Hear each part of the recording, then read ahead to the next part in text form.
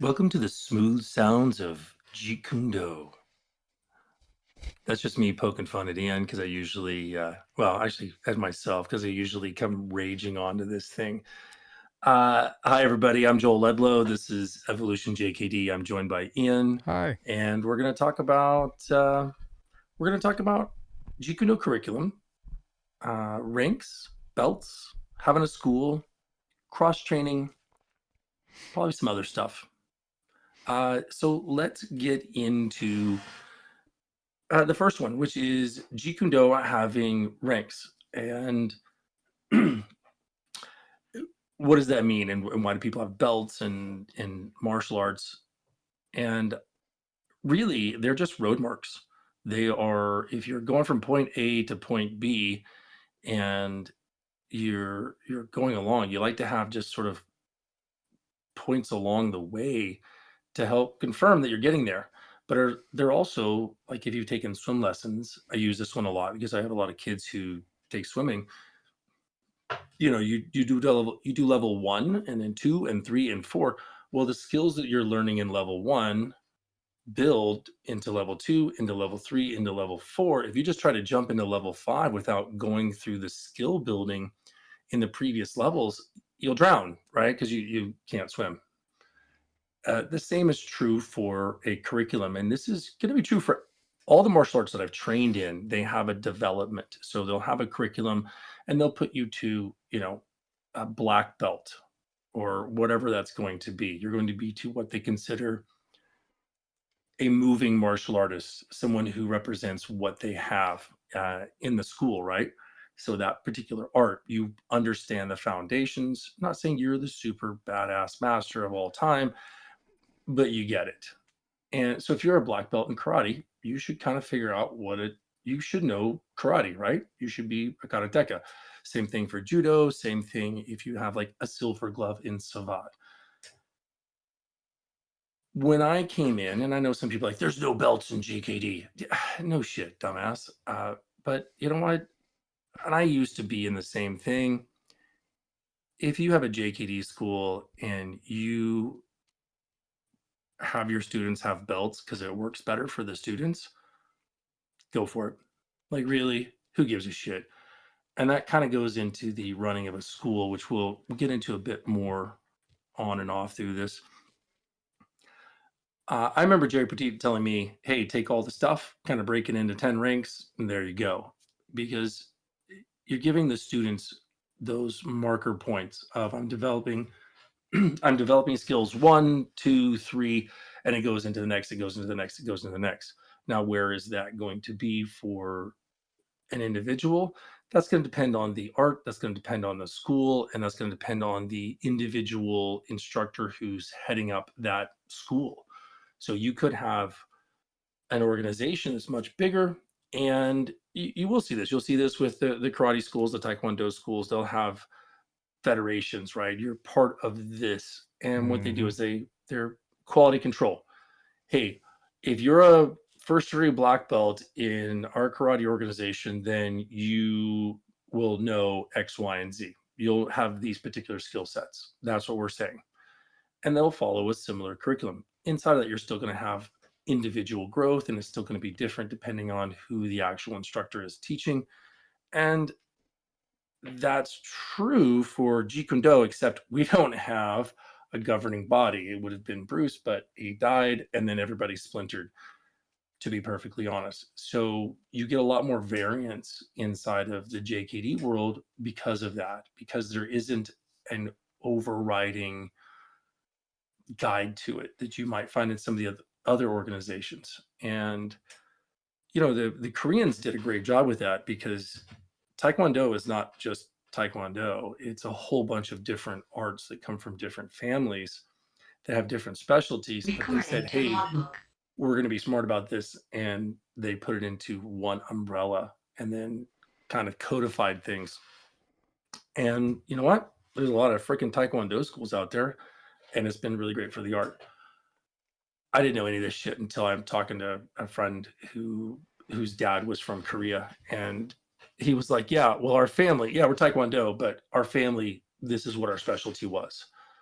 and it was a completely different thing. And I was like, oh, well, that's crazy. So coming into it, and you look like you wanted to say something. Oh, my just as a means, for some reason, my own other stuff went off for like a alert thing or whatever, and so it threw me off. But I do have thoughts on this. I think that for one, the hierarchy thing is established in lots of things. You know, if you look at like old classical, war, you've got a grunt, and then you've got a lieutenant, and then you've got the sergeant, and whichever, I don't actually know Absolutely. We what. are martial arts. Right. It's a military art. So there is a military hierarchy, whatever that is. You have to adopt something. Now, that's something that makes sense, right? Or even a family, if you got, Hmm. you have a child and then you have parents, then grandparents, and then great grandparents, and then all that. And it just represents where you stand within all of those things. And they all make sense as a means of why it exists. I think that the other thing that people get into that I would worry about is that they tend to become fixated on that. And I have to admit, even for myself, but in the opposite way of being fixated on things, of starting to get across the line of like where all this stuff actually like really matters. And what I mean by that is I'll Hmm. explain my situation first because for me growing up in training with you, I was like I don't care about rank. I am there in it for the artist and whatever. And I think that I used to have a pretty negative in some cases still do have a negative outlook on schools that get their black belt in 2 years. You know what I mean? When somebody like our school took 6, 7, the training, and that's one of the issues in some cases is that someone's black belt does not equal the same amount of training or whatever. But the flip side of that, and something that you brought up that I actually just came to realization is that in regards to owning a school, you're talking about even changing a ranking system or whatever. It's like you have to realize that when you run a school, in order for you to even stay employed, you have to have a system that's going to work for your students.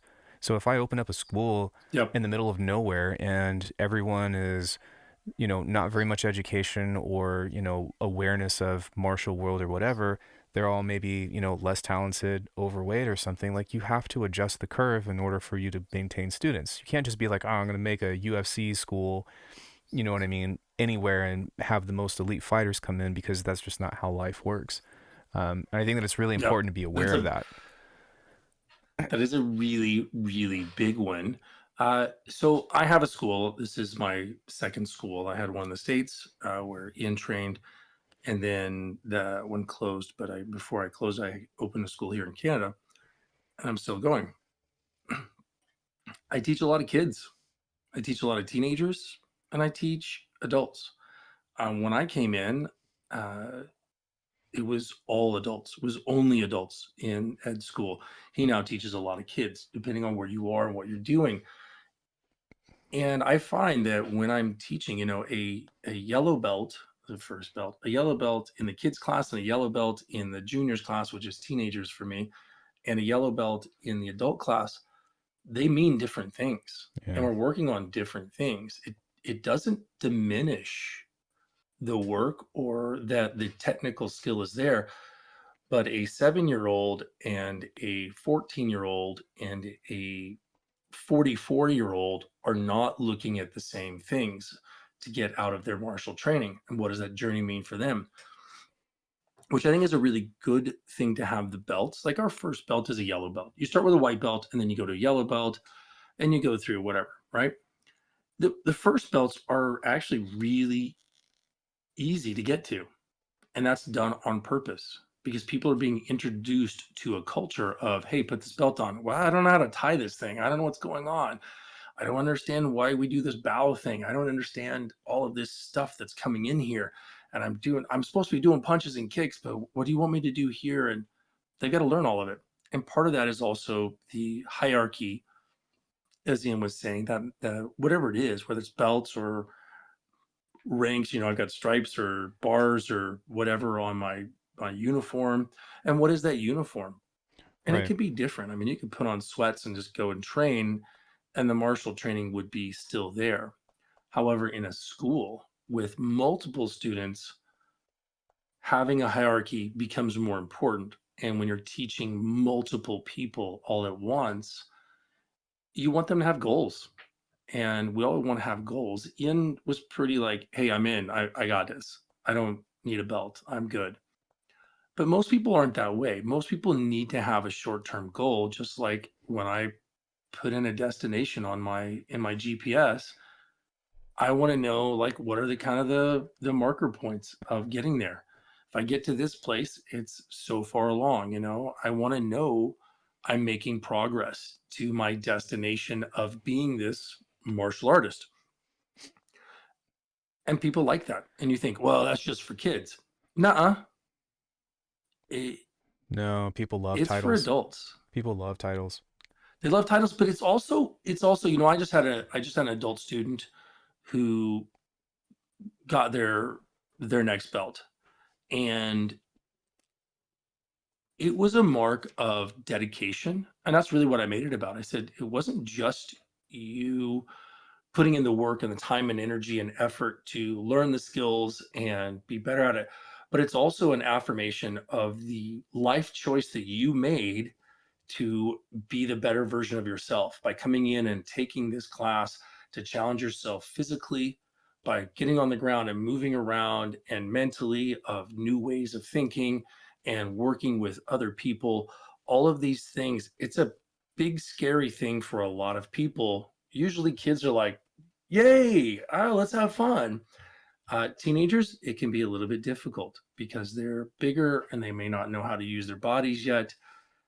For adults, they could have become sedentary and haven't done it. So having a positive reinforcement to motivate an individual to continue their training. Hey, look, you got to your yellow belt. And then, oh, look, you got to your high yellow belt. Hey, you've gotten to the next belt. Hey, to the next belt. And then you start incrementally making that a little bit more challenging because otherwise you're just giving them a belt every month, and it kind of loses its appeal after that. So it's finding the nice balance in there, but you also want to make it, I mean, shit, we go to school, right? Do you get a diploma after grade 4? No. You get a high school diploma. I think some Right. schools you get other ones when they've made you graduate from elementary school, which is kind of a big deal because you're going into a different education environment of junior high or middle school, whatever that is. And then you're going into high school and you can have that ceremony. And I think we like that. We like to acknowledge the passing of time, but also the hallmark of you've done something. You've reached one of the goals. You got through elementary school and you're going into the next one. Hey, you got to your blue belt, you're going into the level 2 class, you know. Right. You've got a goal to go from a level 1 class to a level 2 class to a level 3 class to whatever that is. And I think that And you know what? this is where I have Go my ahead. drink your tea moment because I wish that people would stop using rank in both in a lot of different lights as a measurement of what someone's skill is supposed to be, but rather where someone's place is in the community because those hit very different. I think one of the best examples was that I think that you had already had your black belt when you went to Chadwick school, and where did he start you? At a white belt. I put on a white belt. You I put put a on a white white belt belt. on and went to the end. And there are people that have zero training that are just monsters, but where do they start? Yeah, At a white belt. white belt. There are people that Because are you're learning a particular curriculum. You're right. learning something new. Even if you're we're gonna get into cross training. Go ahead. We'll get into but cross training in just a second. but yes, and kind of the opposite light of that, there are people like I think that you and I watched this video of a judoka guy that got his black belt, and he was an elderly person. Like super like, Hmm. could somebody just run up to him and probably hit him over the head with a bat or totally demolish this person outside of his world of judo? Probably, but there was a different meaning to what his relationship was within his community, within his school, that, like you say, a means of dedication or a means of knowing the world of what goes on within judo that gave him whatever ranking that was. So, from my recollection, and anybody who's in that world can correct me in the comments, please. But if I remember from all the judo people that I know, there's three ways to get your black belt. One is you go and win in a tournament against other competitors. You know, you go up through your ranks and then bang, you do that. The second one is to do a formal training where it's a technical training, like a test inside of your Mm. school, and you can do that way. And then the third way is an honorary black belt, and that's for someone who, and my understanding is, you don't necessarily have to be uh, an actual participant of judo. I think they usually are, but it could be it's someone who has given greatly to the art of judo and has helped out. Now, maybe it's somebody who's in the school all the time. You know, that could be a parent. I do know of one person who I knew who had a black belt in judo, and they moved around. Actually, they did judo, but it was an older man, and it was a ex girlfriend's uh, uncle. He had it because he'd been in the judo club for freaking ever, like decades. And they acknowledged that he maybe not at this super high level skill. However, he contributed to the proliferation of the art. And that's where they were acknowledging him.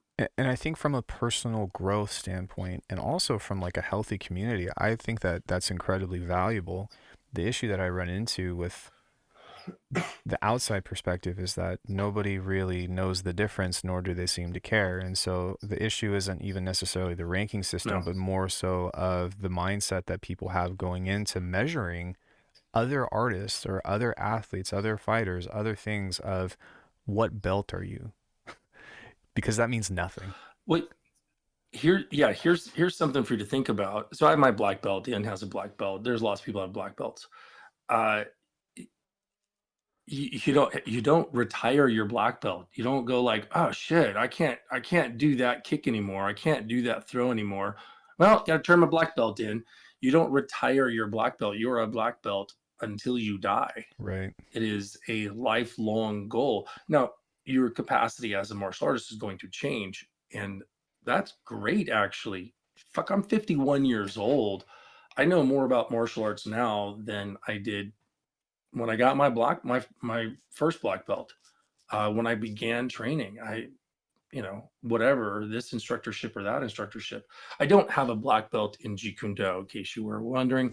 I do have a instructor certification, but really, that was a one-on-one, and it's a totally different environment because Jerry didn't have to go, oh, what rank are you? So do you know this, this, and this? Because he was working with me hands on all the Personally, he knew time, and he knew exactly where you were. exactly. Yeah. Yeah, he knew what I could do. He knew where I was growing. He knew what I was thinking because we were discussing factors all the time. And I've done that with lots of my students who I had as individual private students.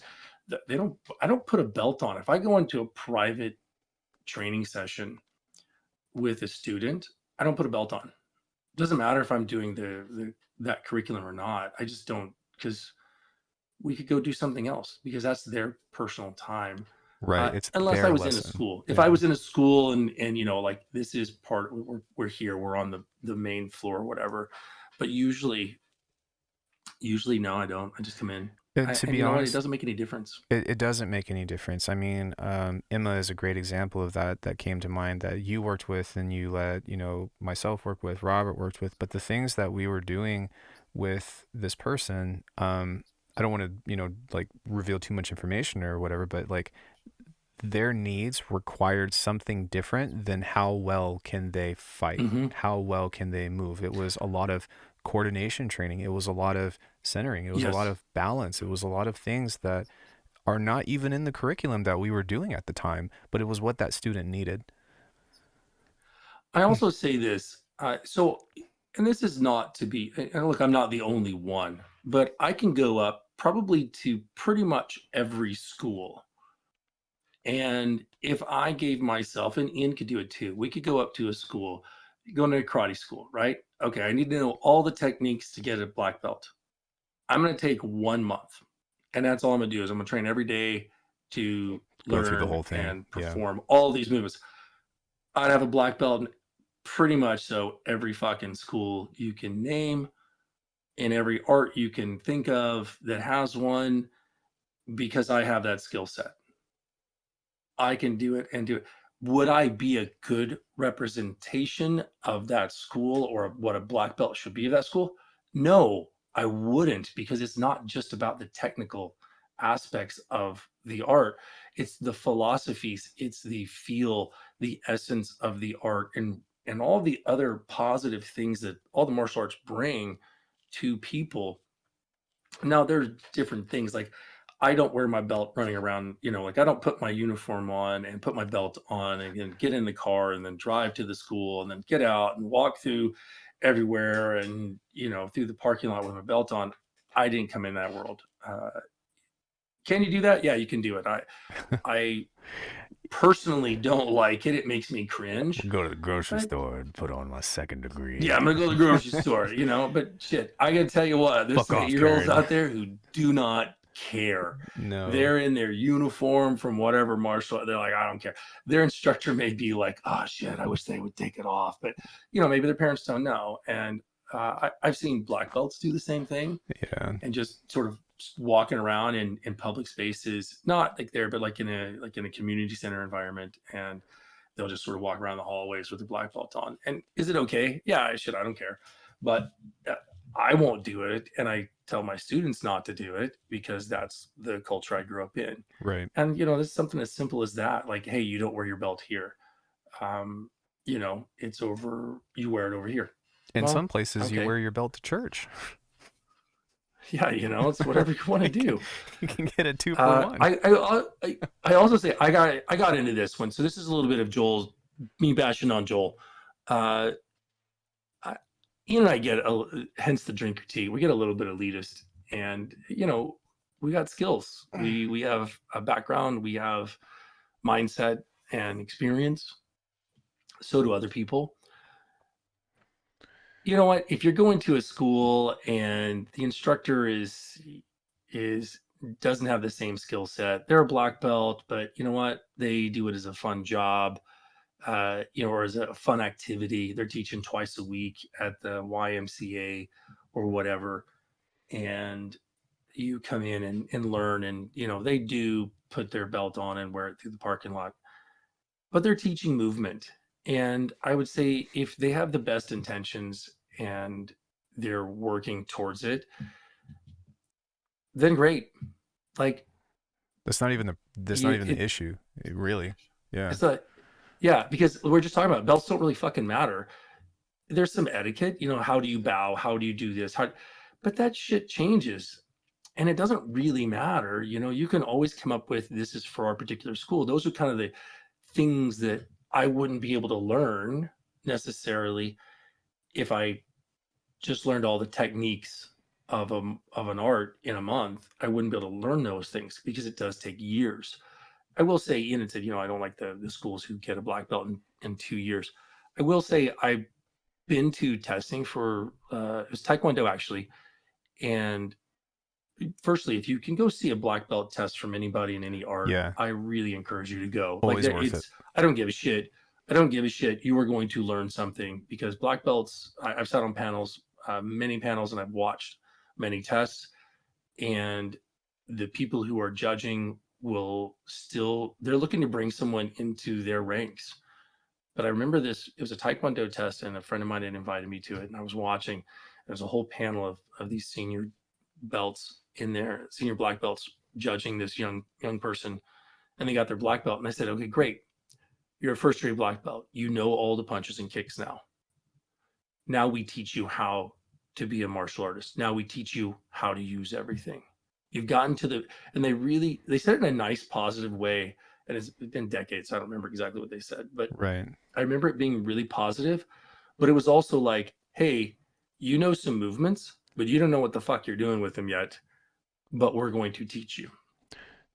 So even though they'd attained it's like, hey, I learned all of the movements actually, I could do this. I talked about this when I did Savat. He's like, Joel could do all the Savat punches and kicks in the first couple of months, like all the way up to silver glove. It's like a black belt equivalent. I couldn't fight for shit with him. I couldn't punch or kick anybody, but I could do all the movements in the air just because I had that that athleticism. And a lot of people do that kind of Everything, stuff. every, I'm sorry, I didn't mean to interrupt you. But I was gonna yeah, say, no, no, like, it's fine. a lot of people do that stuff just from like watching movies. You know, like kids know and memorize the entire fight scenes of these things from being able to replicate. Do they know what it means? Of course not. But that's not a difficult thing to do. But do they actually understand what's behind them? Do they actually have they taken the time to relate to Yeah, how there is a web of skill development and the hardships that you go through in order to like that you really only get from time, those are the things that you miss. And I just wanted to say before we moved on that like one of the things that I loved most about Stephen and I's black belt test was that for one, you never held it over our heads when we were going for it, and two, from the very beginning, you said this is a test to see where you're at, and it's a test to bring you beyond where you were from when you first stepped into the door to take the test. That was a win-win yeah. situation. So even if I wouldn't have been granted the black belt, whatever, and I came in like very confident, not thinking that I was going to like, just schmoove by it, but in the means of I was going to have a great time. I got my ass kicked. It was a lot of fun, um, and I got Maybe better. something to your shoulder. Yeah, maybe this short hospital trip, but that was a fluke, and that wasn't like, That was a fluke. That was a fluke. and even I knew that, you know what I mean? And I never felt unsafe Yeah. through the whole thing. But even coming from that, when I talk to somebody about martial arts and stuff, I actually don't tell them that I have a black belt. I don't ever say that unless if they ask me, because it's never like that has been the last part of representation for martial arts from me as opposed to the quality of what I've gotten from it, like we always talk about. Hmm. It's funny. I don't, I don't think I really tell people I have a black belt either. Like, what do you do? Oh, I'm a martial arts instructor. Right. Oh, and then the usual follow-up question is like, is that what you do? I'm like, yeah, I teach. I own a school. That's a very That's all I different do. conversation though than, oh, I have a black belt and whatever, or oh, I've got an instructorship in this. It's like, nah, like But that's the job because description. that's not how black belts talk to each other. You don't walk up and go, "Well, I have a black belt in this, and I have a black belt." No, no, no. That's actually so the same reason that you want to have the belts for lower ranks is the same reason that I wear a belt. Is it because I need it? Is it because I need to know that I have a black belt? No, if I take my black belt off, I can still do everything. If I forgot my black belt one day, I think I've done that once or twice. I, it's not going to change. It's not like, oh shit, Joel doesn't know anything. Right. He's Oh, a you different can't person. teach. No, yeah, I can't teach anymore. I don't know how to do a kick anymore. Oh no. No, it's not a super suit. Uh, I don't need it. I am still that person. But what it does do is it gives an identifier to people who are uneducated in the martial arts world. And that's part of it. I was just doing the test promotions yesterday, actually. And it's really introducing the idea of everything to new people, to families. And you're not just teaching the classes, you're not just trying to do the positive environment, but also taking them through. And as I said, look, you know, if you're a white belt getting your yellow belt, it's your first time. We're practicing just like the techniques, the punches and kicks. We're going to practice the ceremony. When I got my black belt, I've been practicing all the way up through for more involved ceremonies. Shit, I didn't know what the heck the ceremony was going to be. Right. I was like, "What? What are we doing?" And we just follow along. You kind of get the feel of it because it was my first time, and I was the first. Aaron and I were the first black belts under Ed, so we didn't have the opportunity to watch any of the ceremony from somebody else. And everybody's ceremony is going to be different. Does your black belt mean something? Yes. Does your brown belt mean something? Yes. That might be something, could be your green belt. Hey, that was a really difficult time, and this green belt really represents uh, a difficult time in my life, and I really put into my training, and that helped me get there. Great. We want to assign all the positives to these mechanisms that are used in a martial arts school because they're good. If they're done the proper way, wearing a belt is a really fantastic thing. I can tell you, it's one of the things. Adults can figure out how to tie a belt pretty quickly. Kids, it's a different thing, and it's a big accomplishment when they learn how to put on their own belt. It's like Yeah. tying their shoes. It's a big deal. And then when they get a new belt and they know how to tie their own belt, it's, hey, I did this. And you start getting individualism. There's a lot of stuff that goes into it. Again, if you can put the positives, if you put the negatives on there, it's like everything else. If you make it negative, it's negative. Right. For me, and here's my last kind of deal on belts. We were maybe going to talk about cross training. Maybe we'll do that in a different one. No, they don't usually, unless you have an umbrella over your schools. My school and 100 other schools are under this organizational thing where all the ranks are equivalent or the curriculum is being taught the same. Then yeah, yeah, okay. If you're a brown belt and you go to a different school, it'll be acknowledged. But if not, you start over to white belt because you're learning all the new stuff. You're learning the new curriculum. You're learning a new thing. But here's the thing: it doesn't mean you lost anything. If I have a job in an office and then I go work for a different company or I have a different client, I'm going to have to get retraining to some degree on this. It doesn't discount all the training I had before and all the experience I had before. It just means I need to be trained specifically to this other thing, which is why you see martial arts. Hey, I have a black belt in this and a black belt in that and a black belt over here and a black. Kind of really after the first one, it doesn't mean for me. It doesn't mean as much. It doesn't discount their work.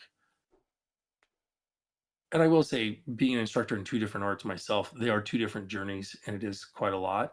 But Yeah. one helped the other one out massively. It's not like you're starting over at ground zero. So, and it's specifically for Jeet Kune Do, you can't, in my mind, start at ground zero. You No, can. it That's not covers true. it covers too But I much. definitely wasn't at ground zero. Yeah. And I'm allowed to walk in and given the great privilege of wearing my black belt when I'm training in with other schools because it's like, hey, that Joel guy, he does have enough. Hey, he does have enough to do this training. And I'm being really respectful. And I've asked and I've been given permission. And sometimes no, hey, you get a student. All right, I'll put on white belt or I won't wear a belt. Right. Like if I'm a guest, it's fine. It's their house. You do whatever what they want to do. You don't walk into someone else's house and go like, "Screw you, I'm going to wear my shoes." And they're like, "No, can you please take your shoes off?" And they're like, "No, I'm going to wear my shoes. F you." Yeah, We and in just the don't do same that. way, if you are learning a second language, let's just say, a Latin language, you speak English and then you learn Spanish and start teaching Spanish, you don't tell people that you teach French. Likewise, you don't step in and start being like, "Oh, I also speak French" or whatever. Like, yeah, there might be some crossover words or some, things that are systemized that are relatable, Yeah. but it's you start over in some cases. You have learned how to No, learn a second language, but that doesn't mean that you can speak anything, you know?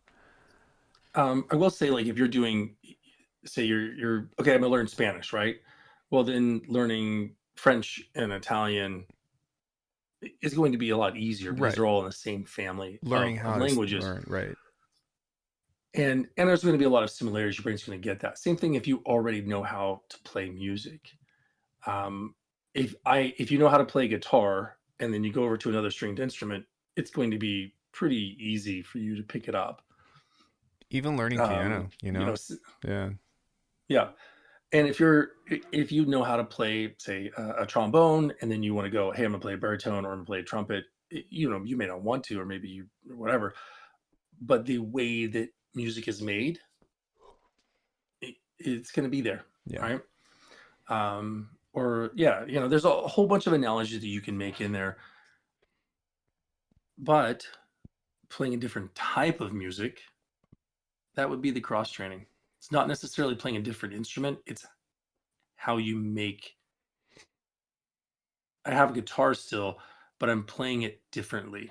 Might be cross training. And ultimately, you are the instrument. So, whatever your belt is, it doesn't, at the end of the day, if you are made better, that's the goal. It doesn't matter if you're going to the YMCA and you're doing a club thing. It doesn't matter if you're going to the country of origin and training there every day. It doesn't matter if you're wearing this belt or that belt or a sash or a whatever. If you're getting the positive journey from your martial arts, that's what you want to do. And my final word with this Personally, is, and just because you have a black belt, don't use it as a pass to judge other people's training and other people's abilities, or undermine the hardships that they went through when they talk about their experiences and their rank, because we're all people. yeah, you can use your experience to talk about experience, but just saying I don't tell people usually I have a degree. You're like, oh, I have a college, I do have a degree. I mean, I do, but it's usually I'm like, yeah, I have a university degree. Nobody cares. You don't walk up to people. Yeah, you don't walk up to most people. It's why I wear a black belt. It's the same reason when you go up to some place, you want to see, hey, there's a diploma that proves that someone has a law degree or a medical degree or whatever. That's for people who are uneducated and don't know. I need something to go, well, that guy has a black belt. He has a black belt from this group. Okay, they probably know something. Then I get in the door, and then you make your decision based on what they're actually teaching. Um, you know, I've known more than a few black belts from various places, various skill levels, various approaches and mindsets. And gotta tell you, I didn't like all of them. I thought some of them were fucking assholes. Yeah. So just because you have a black belt doesn't mean that you're better than other people or even a good person or a likable person. I Right. hope you are It doesn't because I'd mean rather hang that out with. I've hung out with all. it doesn't mean that a white belt won't come in and kick your ass too. It also doesn't mean that as a black belt, you can't have a really meaningful discussion or engagement with a white belt. Yeah. And it doesn't mean that a white belt can't teach you something because I know sometimes you're like, oh, I don't want to train with somebody because I'm a second degree black belt. I don't want to train with the blue belts anymore. And I'm like, bro, I'm a way Bruh. higher black belt than everybody that you know. I work with 6 and 7 year old white belts and I grow from it. Yeah. You can too. Especially with my teenagers. My teenagers running down a lot. I'm like, you know, Green belt syndrome, I'm which we've already covered. bigger than you, stronger than you, way more skilled than you, but I still like working with you. Yeah. Oh yeah. Anyway, whatever your belt is, I hope that you hold it in good regard and it's a positive tool for you in your martial journey. And if not, fuck off. I just added that because I feel like we didn't do that enough in this episode, and I needed It to needs to be be there somewhere. abrasive towards. I needed to be abrasive towards somebody for something, and that was mine. So be a good person. Also, be a really good person, whatever your rank is, and drop some comments down there. Let us know what you think. Let us know uh, topics you'd like us to discuss, and also tell your friends. Tell your friends about this. Let them know it's cool, right? And if you're in a martial arts school and you really love your martial arts school, my last thing, invite your friends to go to your martial arts school. Yeah. Get your Because if friends it's into really doing it. fucking great for you, why wouldn't it be great for them too? They Right. may not want to do it, but I think if you're really proud and your school is really great, I think taking your friends or at least giving them the option to go, extending that invitation, is pretty great. Sort of like saying, hey, you can come over for dinner. It's It's how fun. you actually become a leader in growing a community in whatever that looks like. So, Yeah, yeah. pretty cool. Hope you enjoyed it. Give us a thumbs up, all that fun stuff, and we'll talk to you next time. Drink your tea.